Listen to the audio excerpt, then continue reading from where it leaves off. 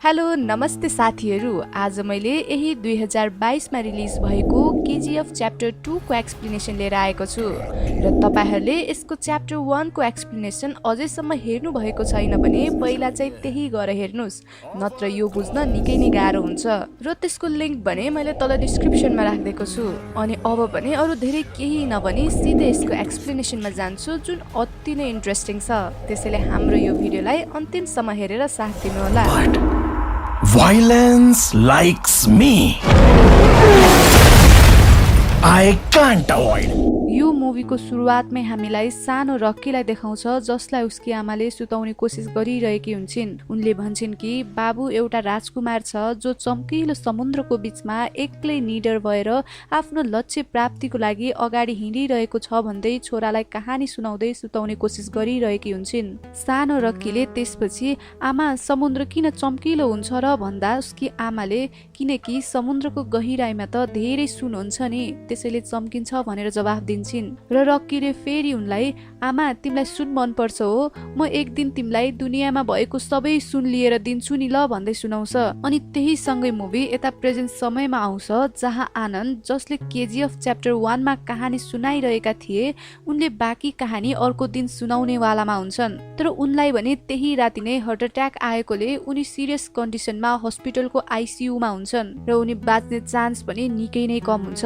हस्पिटलमा उनको छोरा विजेन्द्र पनि हुन्छ जसलाई दिपा हेग्डेले आज आनन्द सरले केजीएफ को बाँकी कहानी सुनाएर सिद्धाउने वालामा हुनुहुन्थ्यो। तर सायद त्यो कहानी पूरा नभई यही सिद्धिन्छ जस्तो छ भन्दा विजेन्द्रले मेरो बुवाले केजीएफ को स्टोरी र रक्कीको कहानीको लागि आफ्नो श्रीमती र छोरालाई समेत बिर्सिनु भएको थियो। त्यसैले कसरी त्यो पुरै कहानी नसुनाइकन सिद्धिन सक्छ, हिन्नु म सुनाउँछु बाँकीको कहानी भन्दै उनीहरूलाई आनन्दको लाइब्रेरीमा लिएर जान्छ जहाँ उनीहरूले केजीएफ को बाँकी कहानी लेखिएको किताब खोज्न थाल्छन् र धेरै समयसम्म खोजेपछि फाइनल्ली केजीएफ 2 लेखेको बुक पाउँछ जहाँ आनन्दले केजीएफ को बाँकी कहानी लेखेका हुन्छन्। अनि उता त्यही समयमा शक्तिशिला ढुङ्गामा रक्कीको तस्बिर बनाइएको छ जुन 35 फिट तल गाडिएको छ भनिएकोले नै केजीएफ च्याप्टर 1 मा दिपा हेग्डेले आफ्ना मान्छेहरू पठाएर खन्न लगाएकी थिइन् र यहाँ उनीहरूले खन्दा खन्दै ठूलो ढुङ्गामा साँच्चै नै रक्कीको मूर्ति भेटाउँछन्। अनि यसैसँग उता भने आनन्दको छोरा विजेन्द्रले केजीएफ को बाँकी कहानी सुनाउन थाल्छन्। केजीएफ च्याप्टर 1 मा गरुडाको मृत्यु भएपछि अब केजीएफ लाई चलाउने र त्यसमा राज गर्ने उसको भाइ विराटको हक हुन्छ। त्यसैले केजीएफ को पार्टनर राजेन्द्र देसाई, एन्ड्रुज, कमल र गुरु पाण्डेन उसको राज्य अभिषेकको लागि त्यहाँ आइपुगेका हुन्छन्। कमलले भने त्यो बम्बईको केटा रक्कीलाई त हाम्रो काम सिद्धिएपछि मार्देको होला नि है, मेरो हातबाट मिस भयो त्यो भन्दै सुनाएको मात्र के हुन्छ त्यही समयमा केजीएफ को नयाँ बस रक्कीको भव्य तरिकाले ग्रान्ड इन्ट्री हुन्छ जुन इन्ट्री वास्तवमा विराटको लागि भनेर गरिएको थियो। तर त्यहाँ रक्कीलाई केजीएफ को बसको कुर्सीमा देखेर सबैजना दङ्ग परेका हुन्छन्। साथमा रक्कीले साथीहरूसँग खाजा खाइरहेकी रिनालाई पनि उठाएर त्यहाँ ल्याएको हुन्छ। अनि उनीहरूले विराट खोइ त भनेर सोध्दा रक्कीले मैले मार्दे त्यसलाई पनि भन्दै सुनाउँछ। वास्तवमा रक्कीले गरुडालाई मार्नु अगाडि नै उसको महलमा गएर पहिला विराटलाई मार्देको हुँदो रहेछ अनि त्यसपछि बल्ल यता मन्दिरमा आएर सबैको अगाडि गरुडालाई मार्देको रहेछ। ऊ त्यहाँ वास्तवमा गरुडालाई मार्न मात्र होइन केजीएफमा राज गर्न आएको हुँदो रहेछ। त्यसैले त उसले गरुडालाई सबै मजदुरको अगाडि मार्देको भएकोले नै त्यहाँका मजदुरहरूले उसलाई आफ्नो सुल्तान मानेका हुन्छन् र सबैजना उसकै सपोर्टमा हुन्छन्। रक्कीलाई बसको कुर्सीमा देखेर कमलले तँलाई के लाग्छ हामी हुँदाहुँदै हाम्रो बाउबाजेले बनाएको साम्राज्यमा त बाहिरको आएर राज गर्न पाउँछस् भन्दा रक्कीले एक्लै आएर टाउको काट्नेले भन्दा अरू आएर त्यसको फल चाख्न पाउँछ। तेरो बाउबाजेले सबै कुरा राम्रो गरे तर एउटा मिस्टेक के गरे भने तिमीहरू सबैलाई मेरो टाइममा जन्म दिए भन्दै सुनाउँछ। अनि यता रिनाले भने मलाई चाहिँ किन उठाएर ल्याएको भन्दै सोध्छे। त्यसपछि रक्कीले मेरो इन्टरटेनमेन्टको लागि भन्छ जुन सुनेर रिनालाई मन पराउने कमलले रिसाउँदै तैँले के सोचेको छस्, बम्बईको गल्लीमा सिक्का उठाउनेले हामी माथि राज गर्न खोज्छस्? रिना मेरी हो, मेरो मान्छेलाई तेरो इन्टरटेनमेन्टको लागि राख्छस् भन्दै रक्कीलाई धम्की दिँदै उसको इन्सल्ट गरेर कराएको मात्र के हुन्छ, रक्कीले सिधै कमललाई गोली हानेर त्यही मारिदिन्छ। रक्कीले मार्न त त्यहाँ सबैलाई मार्न सक्थ्यो, तर सबैलाई मारेर बिजनेस चाहिँ कसले गर्थ्यो? त्यसैले उसले अरूलाई चाहिँ केही नगरी छोडिदिन्छ, तर रिनालाई भने आफूसँगै लिएर जान्छ। अनि यता केजीएफमा फरमान भन्ने मुस्लिम केटालाई देखाउँछ, जो त्यहाँको गार्ड बनेर बन्दुक बोकेर बसेको हुन्छ, जसलाई त्यसरी हातमा बन्दुक बोकेको देखेर उसकी आमाले गाली गर्छिन्। तर फरमानले भने हामीलाई हेर्नु भएको छ, 4 दिन अगाडि हामी कस्तो थियौं र अहिले कस्तो छौं, खानलाई मिठो पाइन्छ त्यो पनि टाइममा, लगाउनलाई कपडा छ, औषधि चाहिए औषधि छ, अनि हामी सबैको लागि घर पनि बनिरहेको छ। र सबैभन्दा ठुलो कुरा हामीले आफ्नो टाउको उठाएर स्वतन्त्रको साथ हिँड्न पाइरहेका छौँ, र यो सब रक्कीको कारणले नै हो, र उसको लागि यो ज्यान पनि हाजिर छ भन्दै सुनाउँछ। वास्तवमा रक्कीले त्यहाँ मजदुरहरूको पुरै जिन्दगी नै परिवर्तन गरेको हुन्छ। बच्चादेखि बुढोसम्मकोले उसलाई आफ्नो रक्षक, आफ्नो सुल्तान र आफ्नो भगवान मानेका हुन्छन्। अनि यता रक्की भने अब केही मान्छेहरू सहित एउटा टनेल भित्र जान्छ, जहाँ उसले गरुडाको गार्डहरूको कमान्डर भानारमलाई नमारी झुन्डाएर जेलमा राखेको हुन्छ। भानारमलाई देखेर त्यहाँ भएका अरू मानिसहरू यसलाई अझै मारेको छैन, किन राखेको नमारी भन्दै डराउँदै सोध्छन्। भानारमले पनि रक्कीलाई मेरो हात खोलेर त हेर कसरी मार्छु तलाई भन्दै धम्की दिन्छ। तर रक्कीले भने उसलाई त बच्चादेखि यहाँ गार्ड गर्दै आइरहेको छस् र तलाई यहाँको सबै गेटको बारेमा थाहा छ, त्यसैले तैले अब यहाँका सबैजनालाई ट्रेनिङ दिनुपर्छ र केजीएफलाई सुरक्षा पनि दिनुपर्छ भन्दै सुनाउँछ। पहिला त उसले मान्दैन, तर पछि भने रक्कीले उसलाई केही अफर दिएपछि अब उसले त्यहाँका सबैलाई ट्रेनिङ दिन मान्छ र आफ्नो अन्डरमा केजीएफलाई सुरक्षा दिन तयार पनि हुन्छ। त्यसैले रक्कीले तुरुन्तै आफ्ना सबै पार्टनर राजेन्द्र देसाई, एन्ड्रुज र गुरु पाण्डेनलाई बोलाउँछ र उसले भन्छ कि गरुडालाई मार्नु अगाडि मैले प्लान बनाउँदै गर्दा एक दिन म मेन्टेनेन्स रुममा पुगे र त्यहाँ मैले थाहा पाएँ कि यहाँ वास्तवमा एउटा मात्र सुनको खानी नभएर 9वटा रहेछ। सूर्यवर्धनले त सबैको खराब नजर पर्न सक्छ भनेर नै एउटा मात्र खानी सबैको अगाडि देखाएको हुँदो रहेछ, किनकि उसले त्यो सुनको साम्राज्य मतलब सुनको खानीलाई हजारौं वर्षसम्म चलोस् भन्ने चाहन्थ्यो। तर अब मैले यो 9वटै खानीबाट सबै सुन सिर्फ 2 वर्षमै निकाल्ने सोच बनाएको छु, त्यसैले अब हामी सबै मिलेर डबल काम गर्नुपर्छ भन्दै सबै कुरा सुनाउँछ। र त्यहाँ एउटा मात्र सुनको खानी नभएर 9वटा रहेछ भन्ने कुरा थाहा पाएर सबैजना अचम्म पर्छन्। अनि अब रक्की भने ती मजदुरहरूसँगै काम गर्दै उनीहरूलाई अझै धेरै हौसला बढाइदिरहेको हुन्छ। उता रिनालाई भने जताततै सबैले रक्कीको नाम मात्र जपेको देखेर वाक्क भएकी हुन्छ। त्यसैले उसलाई सबैजनाले रक्की केजीएफमा आएदेखि उसले के गर्यो सबै कहानी सुनाउँछन्, जुन सुनेर रिना पनि अचम्म मान्छे, किनकि रक्कीले त्यहाँका राक्षसहरूलाई मात्र नमारेर त्यहाँका मजदुरहरूलाई पनि स्वतन्त्रतामा जिउने वातावरण बनाइदिएको हुन्छ। अनि उता भनरामले भने सबै गार्डहरूलाई मजाले ट्रेनिङ दिएर सिद्धाउँछ र उनीहरूलाई अब केजीएफको सुरक्षाको लागि सबैभन्दा बाहिरको पोस्टमा पठाउन तयार गर्छ। ती मध्ये फरमान पनि हुन्छ र उसले त्यो पोस्टमा जानुभन्दा अगाडि आफ्नी आमासँग बिदाई गरेर जान्छ, जहाँ उसकी आमाले रुँदै छोरालाई बिदाई गर्छिन्। गार्डहरू अब पुरै केजीएफको बाहिर सुरक्षा दिन बसेका हुन्छन्। उता भने रक्कीका दुश्मनहरू दिनका दिन बढिरहेका हुन्छन्। उसका पार्टनर राजेन्द्र देसाई, एन्ड्रुज सहित बम्बईको डन सेट्टी पनि रक्कीलाई सिद्धाउन चाहन्थ्यो। त्यति मात्र नभएर सीबीआई अफिसरहरूले केजीएफ र त्यसको नयाँ मालिकलाई खोजिरहेका हुन्छन् र त्यसको बारेमा भित्रभित्रै छानबिन पनि गरिरहेका हुन्छन्। तर उनीहरूलाई भने केजीएफको नयाँ मालिक मतलब रक्की कस्तो देखिन्छ भन्ने पनि थाहै थिएन। अझ त्यति मात्र नभएर भित्र संसदमा नि केजीएफको अर्को पार्टनर गुरु पाण्डेन जो सरकारमा हुन्छ उसलाई सरकारबाट हटाएर रमिका सेनको सरकारलाई ल्याउने प्लान बनाउँछन्, किनकि रमिका सेन मात्र त्यस्तो इमान्दार पोलिटिसियन हुन्छन् जसले केही नसोची केजीएफको अगेन्स्ट गएर त्यसलाई बर्बाद गरिदिन सक्थिन्। अनि उता खानीमा वर्करहरूले काम गरिरहेको बेला रक्कीकै अगाडि एउटा तरवार खस्छ, जुन तरवारलाई देखेर सबैजना वर्करहरू डराएर त्यहाँबाट भाग्छन्, किनकि त्यो तरवार अरू कसैको नभएर सूर्यवर्धनको भाइ अधिराको हुन्छ, जो अझै मरेकै हुँदैन, तर सबैलाई भने ऊ मरेको भन्ने लागेको थियो। अनि त्यही एउटा तरवारबाट नै अधिराले पुरै केजीएफको साम्राज्य बनाएको हुन्छ र त्यो साम्राज्यलाई सबैबाट बचाएको पनि हुन्छ। वानरमले यदि अदिरा भएको भए तिमीले यहाँ खुट्टा पनि राख्न पाउँदैनथ्यौ भन्दै रक्कीलाई अदिराको बारेमा सुनाइरहेको हुन्छ, जहाँ हामीले अदिराको केही झलकहरू देख्न पाउँछौ। रक्की वास्तवमा दुनियाँकै बहुमूल्य जमिनमा कब्जा गरेर त्यहाँको बादशाह भएको हुन्छ, जुन जमिनलाई पाउनको लागि मानिसहरू मर्न र मार्न तयार थिए। अनि त्यही केजीएफ पाउनको लागि नै यता त्यही दिन अदिराले केजीएफ बाहिर गार्ड गर्न बसेका 300 जना गार्डहरूलाई आफ्नो फौजसँग आएर नमजाले हमला गर्दै मारिदिन्छ, जहाँ त्यही फरमान नाम गरेको केटा पनि हुन्छ। यहाँ भने बल्ल हामीले अदिराको बल र पावर कति छ भनेर अन्दाज लगाउन सक्छौ। उसलाई साँच्चै नै कसैले सजिलैसँग पछार्न भने सक्दैन थिए।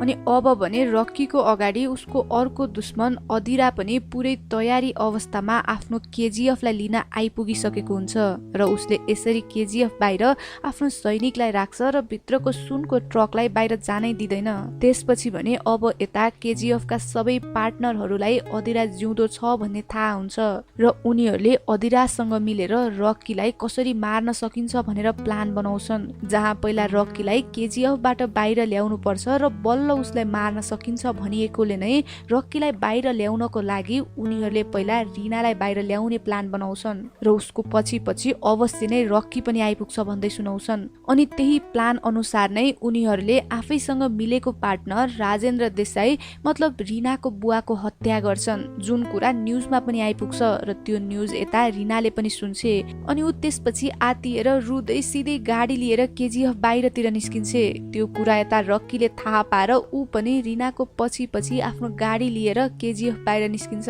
रिनालाई भने अदिराको मान्छेले किडन्याप गरेर आफूसँग लैजान्छन्, जहाँ रक्कीले रिनालाई बचाउनको लागि अदिराको ती गुण्डाहरूसँग फाइट गर्छ र त्यो सब यता माथि डाँडाबाट अदिराले हेरिरहेको हुन्छ।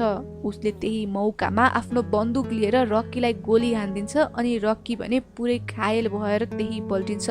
तर पनि त्यहाँ अदिराले रक्कीलाई मार्ने मौका पाउँदा समेत पनि मार्दैन र उसले जा तलाई छोडिदिए, त भगवान होइनस् ती मजदुरहरूको, उनीहरूले त माथि धेरै विश्वास र भरोसा गर्छन्, त्यसैले तिनीहरूको विश्वास र भरोसा तोड्न तलाई तेरो मान्छेले यस्तो अवस्थामा देख्नुपर्छ र सबैलाई थाहा होस् कि अदिरा आफ्नो केजीएफ लिन फिर्ता आइसक्यो भनेर, त्यसैले जा आज म तलाई मार्दिन भन्दै रक्कीलाई नमारी त्यहाँबाट पठाइदिन्छ।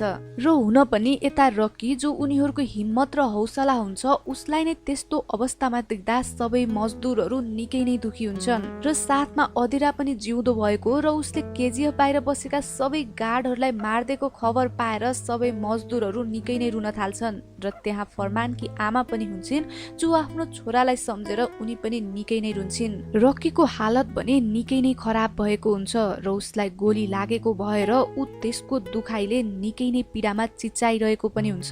अनि रक्कीको त्यस्तो अवस्थामा कमजोर देखेर यता सेट्टीले दुवैको डन इनायत खलिलसँग मिलेर बम्बईमा भएका रक्कीको लागि काम गर्ने सबै मान्छेहरूलाई एक एक गर्दै मारिदिन्छ र त्यही बेला उता केजीएफबाट सुन लगेर बाहिर लैजाने ट्रकलाई पनि अदिराले हमला गरेर मजदुरहरूलाई मारिदिन्छ र ती सबै मजदुरहरूको लासलाई एउटै ट्रकमा राखेर केजीएफ फिर्ता पठाइदिन्छ। अनि अझ उता संसद भवनमा पनि गुरु पाण्डेनको विपक्षमा नेताहरूले भोट गरिरहेका हुन्छन्, जसले रक्कीलाई पोलिटिकल रूपमा सपोर्ट गर्ने गर्थ्यो। यहाँ रक्की अब पुरै राजनीतिक पावरदेखि हात हतियारको पावर र उसको सपोर्टरहरू सबैबाट कमजोर भइसकेको हुन्छ। कमजोर भएकोले अर्को दिन बिहानै सेट्टीले फोन गरेर रक्कीको मजाक उडाउँदै उसको बेइज्जत गर्छ। अनि सँगै उसले तसँग एउटा केटी छ रे, राख्न सक्दैनस् भने मेरोमा पठाइदे त्यसलाई पनि भन्दै सुनाउँछ र फोन राखिदिन्छ।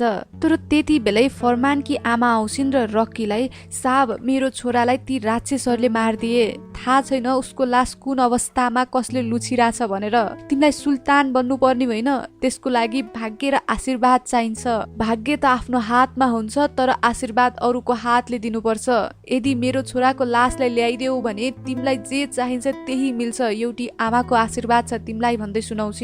अनि त्यसपछि भने रक्कीले बम्बईमा आफ्नो एकजना अङ्कललाई फोन गर्छ र काका मेरो लागि एउटा अन्तिम काम गरिदिनु ल भन्दै रिक्वेस्ट गर्छ र फोन राखिदिन्छ। ऊ त्यसपछि केजीएफमा भएको सबै सुनहरू हेलिकप्टरमा राखेर रिनासँग भ्याकेसनको लागि केजीएफ छोडेर जान्छ। त्यसरी गएको देखेर यता कुनै मजदुरहरूलाई भने सायद रक्की अब डराएर भाग्यो र ऊ कहिले फर्केर आउँदैन भन्ने सोध्छन् भने कसैले होइन ऊ अवश्य आउँछ भन्ने आश पनि राख्छन्। तर गार्डहरूको कमान्डर वानरमलाई भने विश्वास थियो रकी सिंह जस्तै हो जसले झाडीमा लुकेर बिना आवाज निकाली आफ्नो शिकारलाई हमला गर्छ भनेर। अनि सँगै उसलाई थाहा पनि थियो कि रकी कहीँ भागेको होइन, बरु उ त सिधै दुवै इनायत खलिलकोमा गएको छ भनेर।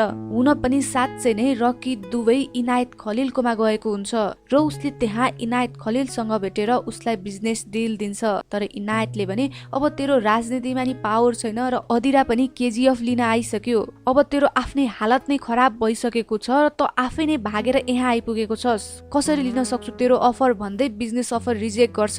तर त्यही बेला उता भने रकीले काकालाई भनेको अन्तिम रिक्वेस्ट अनुसार उनले सेट्टी र इनायत खलिलको सबै काम गर्ने मान्छेहरूलाई एक एक गर्दै मार्देको खबर पाउँछ, जुन सुनेर इनायत खलिलको त होस नै उड्छ। त्यसैले अब उसँग रकीसँग बिजनेस डिल गर्नु बाहेक अरू कुनै उपाय नै हुँदैन। त्यसैले इनायत खलिलसँग डिल गरेर रकी फाइनली सिंह बनेर इन्डिया फर्किन्छ र त्यहाँ आएर पहिला सुरु उसले वानरमलाई फोन गरेर सबै सुनको ट्रकहरू केजीएफ बाहिर निकाल्न भन्छ, जहाँ बाहिर त वास्तवमा अदिराको गार्डहरूले निगरानी राखिरहेका हुन्छन्। त्यही पनि रकीले भने अनुसार नै ट्रक लिएर केजीएफ बाहिर निस्किन्छ, जहाँ अदिराकै अगाडि रकी ट्रकबाट ओर्लिन्छ।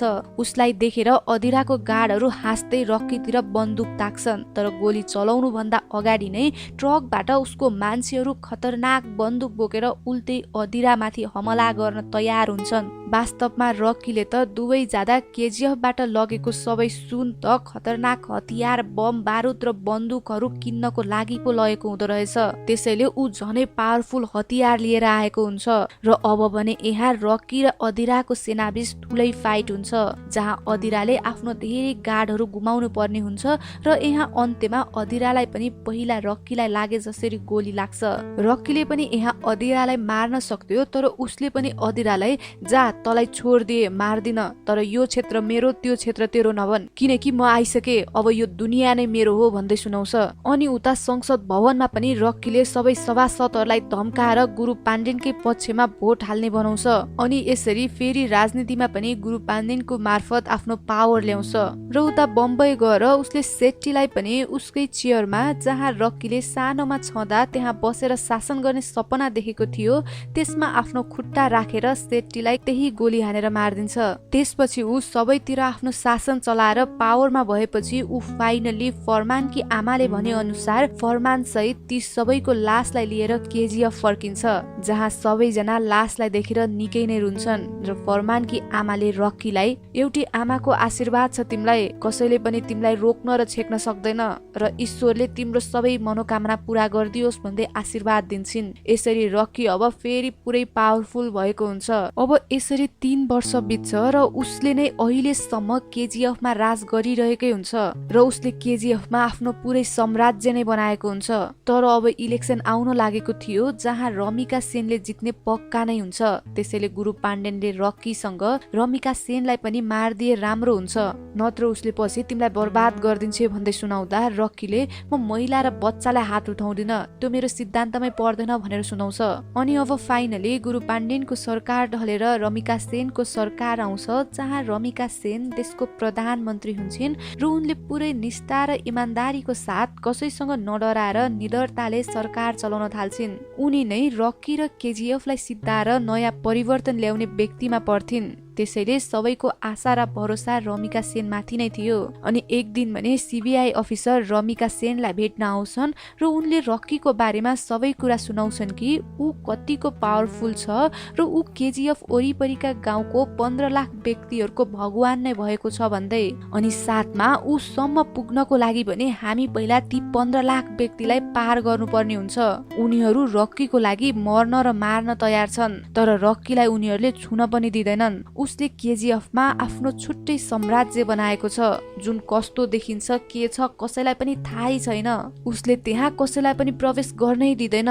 तर मैले त्यसको एउटा फोटो पाएको छु भन्दै फोटो देखाउँदा रमिका सेन दङ्ग पर्छिन्, किनकि उसले आफ्नो केजीएफ पुरै तरिकाले परिवर्तन गरेर छुट्टै आफ्नो साम्राज्य बनाएको हुन्छ। यत्रो 3 वर्षसम्म त उसले वर्करहरूलाई घर, उनीहरूलाई काम गर्नलाई पुरै सेफ्टी र सबै कुराको व्यवस्था मिलाइदिएको हुन्छ। त्यसैले रकी पुरै देशको विपरीत गएर काम गरेको थाहा पाएर यहाँ रमिका सेनले रकीलाई समात्नको लागि स्पेशल फोर्स लगाएर उसको खिलाफ पुरै देशभरि रेड हानेर प्रुफ भेटाउन लगाउँछिन्। तर जति स्पेशल फोर्स लगाएर जे गरे पनि रक्कीको खिलाफ भने केही सबुत नै भेटिँदैन। अनि यस्तै एक दिन भने जर्नलिस्ट आनन्द जसले रक्कीको बारेमा किताब लेखेका थिए उनी हाल त आइसियुमा छन्, तर त्यो समयमा भने उनी वर्कर बनेर केजिएफ पुग्छन् र त्यहाँ लुकेर केजिएफ को फोटो खिच्न थाल्छन्। उसलाई गार्डहरूले देखेर रक्कीको अगाडि राख्छन्, तर रक्कीले भने उसको इमानदारी देखेर आफ्नो बारेमा लेख्नु तर सबै कुरा आँखाले देखेको र सत्य कुरा मात्र लेख्नु भनेर अनुमति दिन्छ। रक्कीलाई भने अब रमिका सेन उसको कामको बीचमा आइरहेको छ भन्ने कुरा थाहा हुन्छ र एक दिन त रमिका सेनले रक्कीलाई इन्टरभ्यूबाट नै वार्निङ दिन्छन् कि उसँग उसको खिलाफ केही त सबुत छ भनेर, र त्यो कुराले नै रक्कीलाई भने आगोमा घिउ थपेको जस्तो हुन्छ। त्यसैले ऊ डाइरेक्टली रमिका सेनको अफिसमा पुग्छ र उसलाई आफ्नो तरिकाले राम्रोसँग मजाले धम्की दिन्छ, जुन धम्कीलाई रमिका सेनले केही गर्नै सक्दैनन्, किनकि रक्कीले यसरी धम्काएको हुन्छ कि जहाँ यदि रमिका सेनले केही गरिहालिन् भने पनि उसको पुरै पार्टी नै सिद्धिन सक्थ्यो। यता त्यत्रो वर्षसम्म रक्कीको पावर देखेर एन्ड्रुज भने फाइनली अब अदिराकोमा जान्छ, किनकि अब अदिरा नै थियो जसले रक्कीलाई मार्न सक्थ्यो। यता अदिरालाई पनि त्यो 3 वर्षसम्म केजिएफ को बारेमा इन्फर्मेसनहरू जम्मा गरेको हुन्छ र साथमा केजिएफ भित्रको नक्सा पनि तयार गरिसकेको हुन्छ, तर त्यहाँ भित्रसम्म जाने बाटो भने अझै उसले भेटाएको हुँदैन र त्यसैले उसले एन्ड्रुजलाई त्यो बाटो पत्ता लगाउन भन्छ र नभन्दै केही दिनमै उसले त्यो बाटो पत्ता पनि लगाउँछ। अब अदिराले भने केजिएफ भित्र प्रवेश गर्ने बाटो बनाउनको लागि त्यहीबाट सुरुङ खन्न सुरु गर्छ।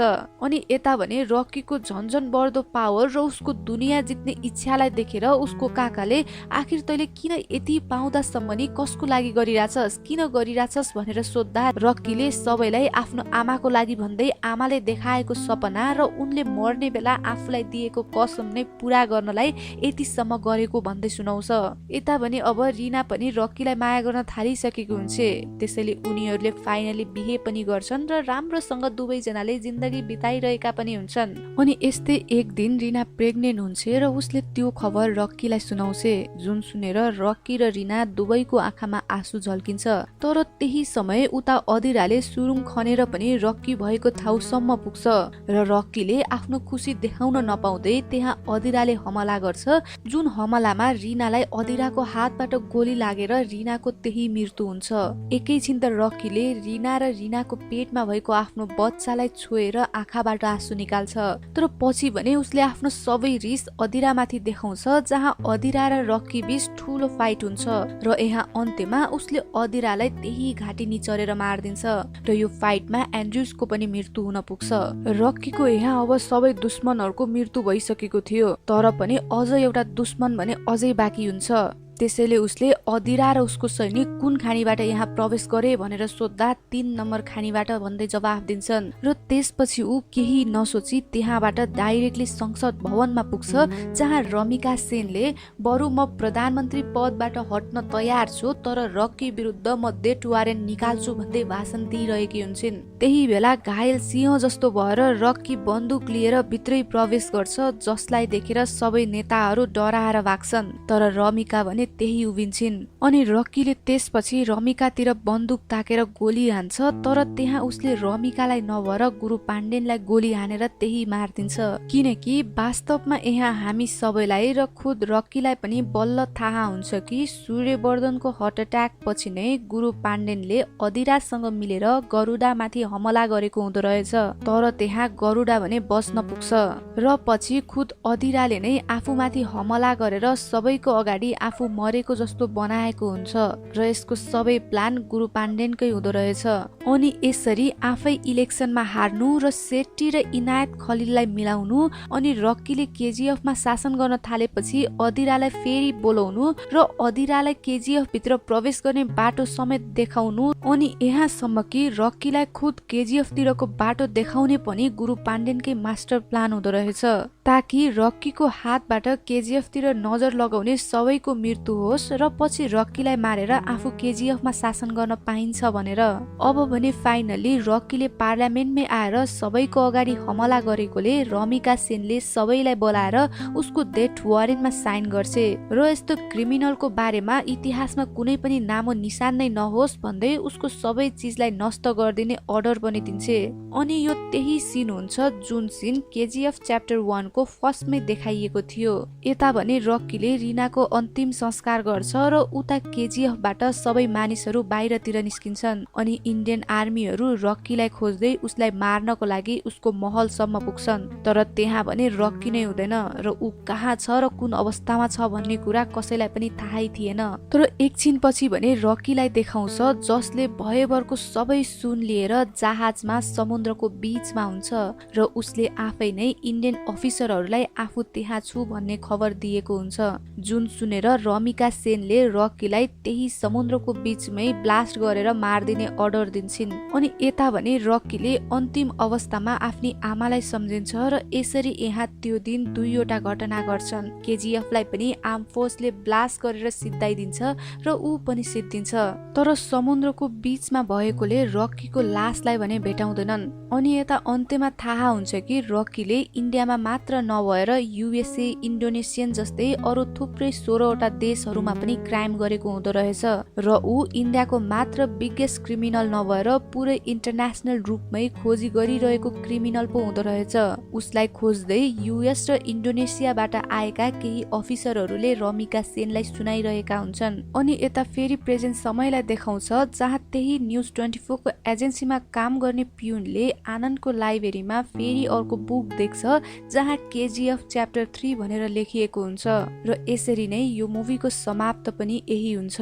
अब यहाँ भने रक्की साँच्चै नै मरेको हो कि होइन या उसले सबैको अगाडि आफू मरेको जस्तो देखाउने प्लान बनाएको पो हो कि भन्ने सबै कुरा चाहिँ अब सायद च्याप्टर 3 आएपछि नै थाहा हुन्छ होला।